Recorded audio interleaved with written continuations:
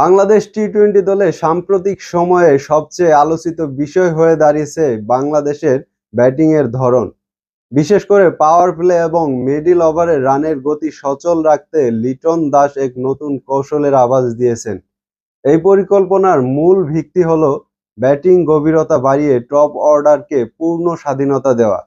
লিটন দাসের এই কৌশলের প্রধান লক্ষ্য হলো দলে এমনভাবে একাদশ সাজানো যেখানে ৯ নম্বর পজিশন পর্যন্ত কার্যকর ব্যাটিং করার সামর্থ্য থাকবে এবং ব্যাটিং লাইন আপ দীর্ঘ হলে উপরের সারির ব্যাটসম্যানরা আউট হওয়ার ভয় ছাড়াই প্রথম বল থেকেই বড় শট খেলার সাহস পাবেন।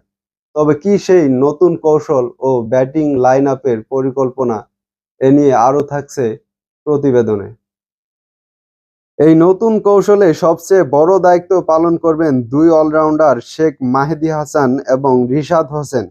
শেখ মাহেদী পাওয়ার প্লে বোলিং করার পাশাপাশি লো অর্ডারে একজন হার্ড হিটার হিসেবে অন্তত কার্যকর। তার দ্রুত রান তোলার ক্ষমতা দলের ফিনিশিং বিভাগে শক্তিশালী করেছে। রিশাদ হোসেন লেগ স্পিনার হিসেবে দলে জায়গা পাকা করলেও রিশাদের বড় ছক্কা মারার ক্ষমতা লিটন দাসের পরিকল্পনায় বড় প্রভাব ফেলেছে। গত কয়েকটি ম্যাচে রিশাদের ব্যাটিং কামিও প্রমাণ করেছে যে তিনি ৮ বা ৯ নেমে ম্যাচের মোড় ঘুরিয়ে দিতে পারেন। যদি দ্রুত ২ থেকে ৩ উইকেট পড়ে যায় তবুও যেন রান তোলার গতি না কমে, তা নিশ্চিত করাই এই পরিকল্পনার মূল উদ্দেশ্য।